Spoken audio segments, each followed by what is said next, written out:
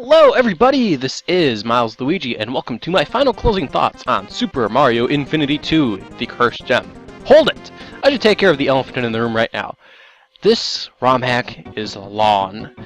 This ROM hack is a candidate for the longest ROM hack on Super Mario World Central. It's very long. It is incredibly long. It'll take a long time for you to complete if you play it. Whew. With that said, let's dive into the ROM hack, shall we? Despite all the complaining my partners and I did throughout my Let's Play this game, it's actually quite enjoyable, simply due to the fact that the level design throughout the game is pretty solid. The game challenge does scale properly too. Save states are recommended, however, as I'll get to in a teeny weeny little bit. The story follows from Super Mario Infinity, Mystery of the Magic Wand, where Mario and Luigi enter the Cursed Gem to stop the time bomb inside. This is a little ironic, as nearly every level in the game has no time limit. A small detail I know, but one that I really think should have been there. Giving levels time limits would have actually brought a need to hurry a little feel to the game. Super Mario Infinity 2 does make good use of ASM hacking, and has cutscenes to further the story's plot. If you play the game, make sure you pay attention. Although the actual story isn't important, the game likes to give the player subtle clues, which are actually requirements to beat the game. Graphics-wise, the game has its fair share of custom graphics, and it usually works pretty well. However, there are some exceptions. Let's take a look here in the Rocky Ruins, where the Temple of Terror in the background is visible, and looks plainly ugly. Looks like something my 4-year-old draw. And why don't we take a look here at this example, here in the Mountain of Machines. The graphics here just don't fit right. Here the bullet bill blasters are like a metallic cyan, but the color is just off. And here, where we have some flickering lava, whenever the player hits the P-switch, he's able to jump through the lava. However, the lava looks more like a strobe light instead of, not dripping lava anymore.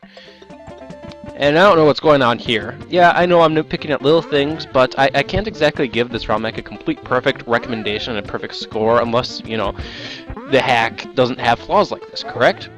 The Overworld has a remixed version of that eerie music that played in the Overworld from Super Mario Infinity 1. Take a listen.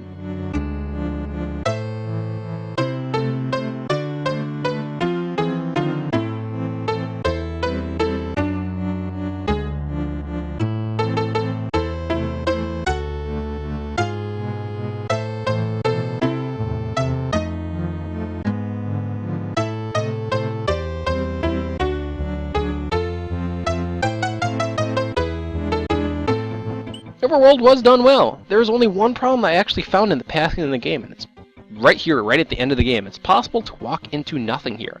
I don't know if that's supposed to be a metaphor for this game's end and how you can walk into the void, but it does force a restart if both Mario and Luigi end up there. Moving on, the hack has a good mix of custom music. I don't have too much to say on the matter because all the music that was used fit well and was used properly. Nothing like outstanding, but, done well. Let's hit one major point of the overall game design. As I said before, the level design is good for each individual level. Well, except for one late game level that's play on the Pit of the 100 Trials. And, well, an unfortunate affinity for pipe mazes. Anyway, problems start once you consider the game as an entire whole entity. To unlock the late game levels, you need to play the bonus game once. The bonus game when you reach when you collect 100 stars from gold tapes. That doesn't sound bad, right?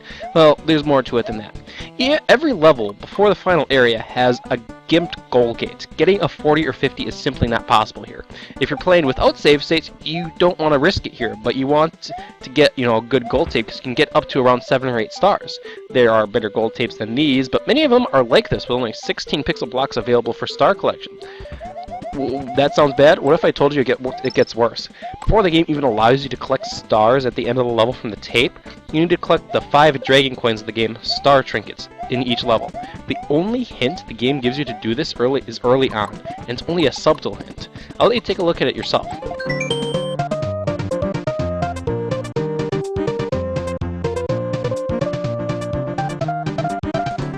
The whole concept is just implemented in a poor fashion. The idea of collecting coins, in this case dragon coins or star trinkets throughout the level, is a good one, and it's even used by Nintendo in the new Super Mario Bros. Series. Despite that, the way it's implemented in this game is just wrong. It's always the gold tape at the end of the level, and unless the player follows the hint or knows about star tricks ahead of time, it will prevent the player from completing the game.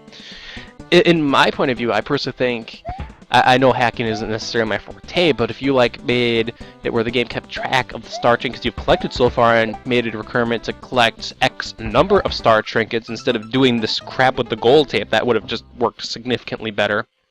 And you wanna know what? I wouldn't feel ashamed to enable moon jump if you get this far without getting the bonus game. Just enable moon jump, that's the only obstacle in your way at this level.